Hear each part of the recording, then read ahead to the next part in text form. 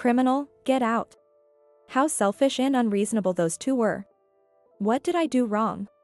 After losing my husband and being completely devastated, they were the ones who spoke kindly to me. I truly appreciated being invited to live here.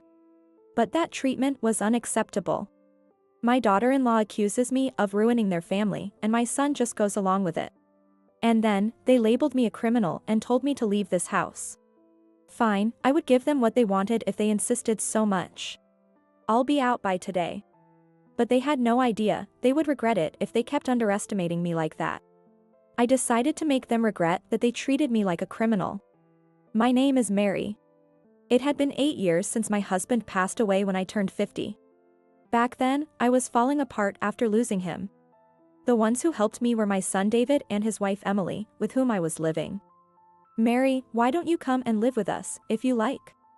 David, standing next to her, nodded in agreement with a kind smile. I accepted their kind offer and decided to live with them. Since they didn't have kids and both worked, they seemed frustrated with not being able to keep up with the housework. So I took it upon myself to handle it for them. However, I couldn't just do housework all the time, so 6 months later, I started working part-time at a nearby grocery store. I used half of my monthly salary for living expenses and a little bit of the remaining money for my own savings. I lived like that for 8 years. I'd like to say I was living a peaceful and happy life together, but life wasn't so easy. Mary, did you clean the room? It's a bit dusty. Didn't I tell you I'm allergic to house dust, so daily cleaning is essential? I'm sorry, I was suddenly asked to work overtime. I just got home a little while ago. I'll do it quickly now, so I hope you'll let me go. I don't want to hear that excuses. I need you to do your work and your chores properly. Do you understand that you are only able to live here thanks to me? Whenever I fell short on housework, Emily would berate me like that. She told me that since she was letting me live there, I should do the housework properly. And David would chime in with her. Seriously, do the housework thoroughly. You're only working part-time and you're acting like you're exhausted. Emily and I work full-time. Do you want to be kicked out? And that was still the better one. Sometimes, they'd say even worse things.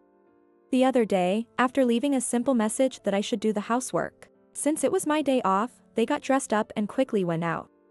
Naturally, I stayed behind to do all the housework. I'd like to relax when I have a day off too. After finishing all the housework, I was enjoying the few remaining hours of rest in my room. Then, they came home earlier than expected. Huh? Why isn't dinner ready? Mary. Hearing Emily's voice from downstairs, I jumped out of bed in a hurry. The sun was setting outside the window. It was already this late. I tapped my face to wake up and clear my head. Rushing downstairs, I found them sitting on the sofa, glaring at me. Oh, sorry, I was just a bit tired and had some rest up there. I'll get dinner ready right away. Emily sighed deeply. How many times do I have to tell you? As long as you live here, you need to do the housework properly. Get it through your head. Exactly, she is right. This is our home, not yours. If you can't do your part, pack up and leave. How did I get this from my own son as well? When I first came here, things weren't like this. When they worked, I did the housework, and when they were off, they helped out, balancing things well among the three of us. But looking back, that was only in the beginning. As time went by, they completely abandoned doing any housework. I was subtly guided into taking over all the chores. Now, to my son and his wife, I'm nothing but a maid. Maybe that was their plan from the beginning. I began to resent this life. But even in such days, there was one thing I looked forward to. It was chatting with people my age at the grocery store where I worked. At the grocery store, many people around my age were working. Many of them were of the age of having grandchildren. And we were able to talk about various topics such as daily complaints and stories about their grandchildren. My closest friend there was Lisa, who was the same age as me. Did they do something awful to you again? Lisa was always kind enough to worry about me. Hearing that I was being treated as a maid and harassed by my son and his wife, Lisa asked me about it, while expressing her anger toward them. Why don't you leave that house? You have a family home, right? I do, but my sister and her family live there now. My sister lived in our family home with her husband and her child. Well, how about moving in with your sister? If you guys aren't on bad terms. Of course we are close and still communicate frequently. But I don't want my sister's life to be disrupted because of me. Lisa laughed back at that, saying there was no way that would happen. Instead, she told me that it would be better for me to get the heck out of my son and his wife's place. I was on my way home after my work when I received a call from Emily. Mary, where are you now? I just finished work and I'm on my way home. Why? How can you be so relaxed? Did you go into our bedroom? What were you doing in there? It seemed she thought I had gone into their bedroom. I didn't go into your bedroom. I think it's some kind of mistake, Emily. Oh wait. Don't you dare blame it on me. We let you live here and this is how you repay us? Such an old hag. Her sudden change in tone left me speechless. You should just listen to me, old hag. You're just a housemaid who can't even earn much. I'm so sorry about your late husband, having to share his life with such an old hag like you. Then she hung up. Tears flowed naturally from the harshness of her words. The path I usually saw so clearly was blurred today. Just then, my phone rang again. I thought she had more to say despite everything she already said. But when I looked at the phone, it was my sister's name on the screen. Hello? Hi Mary, how are you doing? Wiping away my tears, I answered Jessica's question. Well yes, I'm good. What's up? Mary? Are you crying, maybe? My sister always had a keen intuition and it was hard to fool her. After I told her what happened, I could tell she was angry even over the phone. Mary, why don't you come live with us over here? You shouldn't have to endure such horrible things any longer. You've put up with it for too long already, haven't you? How do you know about this? I'm sorry, Mary. I've known for quite a while that they were harassing you. She had noticed it. When my sister visited us before, she noticed that my expression was different when my son and his wife spoke to me, as if I was scared. She also felt something was off seeing that I was the only one doing everything around the house, which made her suspicious. My husband and Jack also welcome to live with you. Forget about your son and his wife and come live with us. It's what's best for you. For some time now, my sister had been inviting me to live with her in our family home. She said her husband, James, and their child, Jack, were happy to have me. But I didn't want to disrupt their lives, so I kept refusing it. Even so, her kindness in inviting me made me so delighted that I was speechless. Thank you, Jessica. Mary, we'll be waiting for you. After ending the call and arriving home, I saw the living room lights were on. I was late, and they were likely angry. Fearfully, I entered the living room to find them both on the sofa, clearly upset. Hi there. Sorry for being late. I'll start to make dinner now. They just stared at me in silence. What's wrong? Did something bad happen? At my words, they finally reacted. Emily glared at me more sharply than ever, and David immediately shouted, "What the hell are you doing?" Confused. When I asked what was going on, they replied, "It's your fault." What did I do? When I asked for an explanation, Emily accused me of something outrageous. You took money from our account without permission, didn't you? What? Emily showed me the bank statement. A closer look at the bank statement showed that it indeed had $20,000 in it until recently. But this week, the entire $20,000 had been withdrawn, leaving the balance at zero. They looked at me with suspicion. I hurriedly denied it, but Emily shouted at me to stop playing dumb. I saw you. The other day, you were opening our drawer and looking for something. You knew there was an ATM card in there, didn't you? Wait. No, I didn't do that. Yes. You went into our bedroom the other day to look for our ATM card, right? Wait. No, it really wasn't me. As I desperately denied it, my son quipped. You know what? Even if I'm your son, there are things you can't do to me. Stealing money? What were you thinking? You're not my mother anymore. I'm calling the police, so brace yourself. No matter what I said, they didn't believe me, and their abusive words continued until I ran out of the house. And then, ding dong, the bell rang. Who is it? Jessica, it's me. Mary? Wait a moment. When my sister opened the door, what did she think seeing me standing there in a daze? My sister looked so sad and distressed when she saw me. And her husband came out to see what was going on. He was also surprised to see me. They invited me in and led me through to the living room. Did they say something awful to you again? I explained what had happened. Then my sister and her husband's faces turned angry. What were they thinking? They let you do all the housework and even tell lies like that. Mary, please leave that house right away. I'm worried about you enduring anymore. My sister and her husband believed me. They told me to stop enduring and come live with them. Their kindness made me burst into tears. I decided to accept my sister's offer and live with them. But my sister said she couldn't stand what had been done to me and wondered if there was a way to make my son and his wife pay for their actions. Hey, didn't you have a friend who does that kind of work? Can you ask him for help? Yeah, I'll give him a call. A few minutes later. No problem, he'll take care of it. Great, now we just have to wait for the results.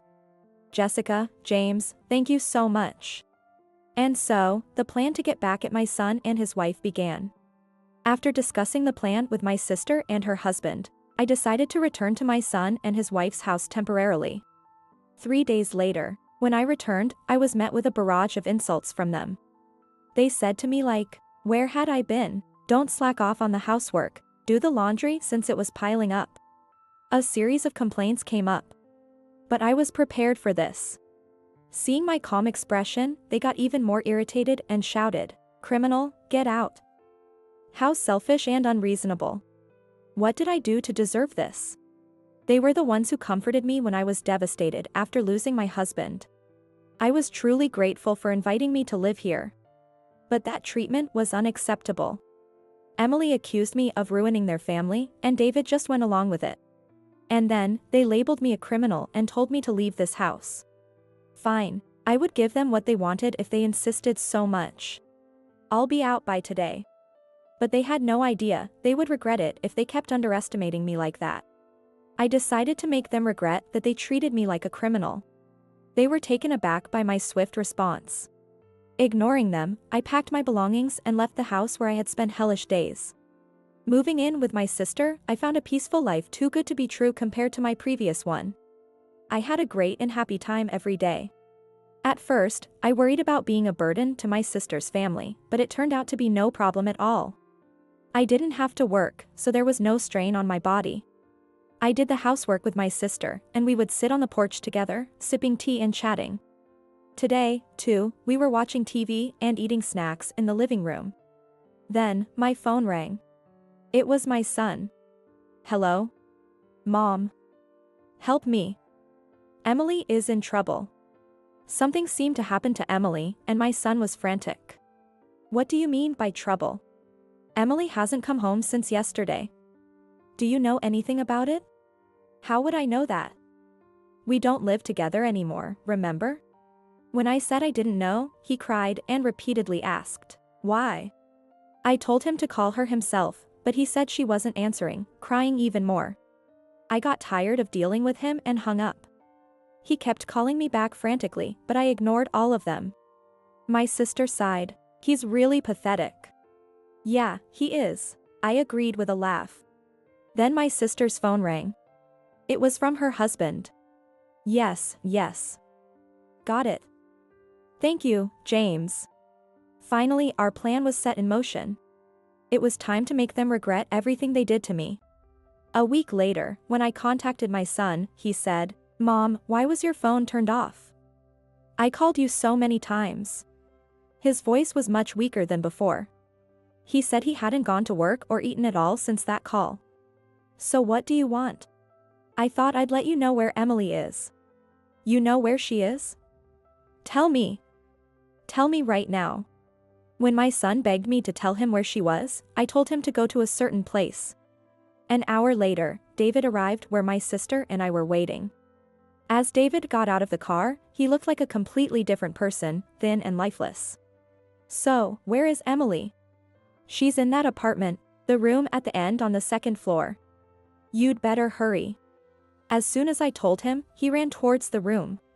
We followed him up the stairs. Breathless, he reached the door and grabbed the knob, throwing it open as it wasn't locked. Then his wife and her lover, who were hugging each other on the bed in the back of the room, looked at my son. Their eyes met. Emily and her lover were visibly shaken by the sudden intrusion. David, trembling with rage, glared at them. Emily panicked, stammering incoherently. David ignored her, storming into the room with his shoes on, advancing on the two of them. As we watched them from outside, we heard, "Excuse us, let us pass. Sorry to interrupt you." A group of intimidating men pushed past us into the room. "Excuse me, ladies, you can't see what happens next." One of the men closed the door on us. In fact, those men were debt collectors, coming to collect on the debt Emily had incurred. Emily had been cheating for months and giving money to her lover. Of course, that $20,000 was the money she used. My son happened to look at the bank statement and noticed that the money was missing and told his wife. She blamed it all on me to cover her tracks. And then, relieved that David did not find out about it. She also used her husband's salary and even borrowed more money from a loan shark because it was still not enough. Of course, with all that spending, there was no way she could repay the debt, so she hid herself in her lover's apartment to escape the collectors. We had no idea what was happening inside after the men closed the door on us, but there were screams, cries, and angry shouts flying around. It was clear the room was a scene of chaos. I looked at my sister and said, "I have no choice, right?" As Jessica laughed and said, "It's more what they deserve than what you can't help." Emily's lover jumped naked out of second floor's window when the debt collector wasn't looking.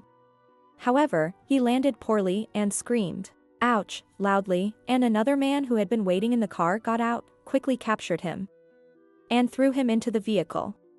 On the other hand, after the room turned into a scene of chaos, Emily, whose face was a mess from crying, and David, who had somehow ended up half naked, were taken by 3 men to their car and driven away to nowhere.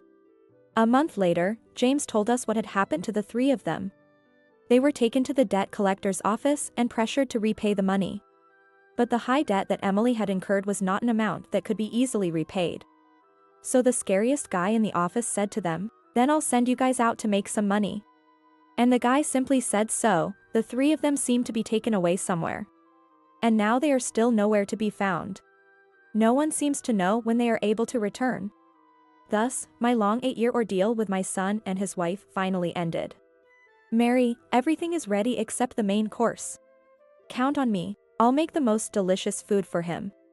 Today is Jack's birthday. Celebrating Jack's birthday with food prepared by me and my sister. And there is no trace of the painful days that were there. There is a happy family life. Now I finally have some really happy days ahead of me.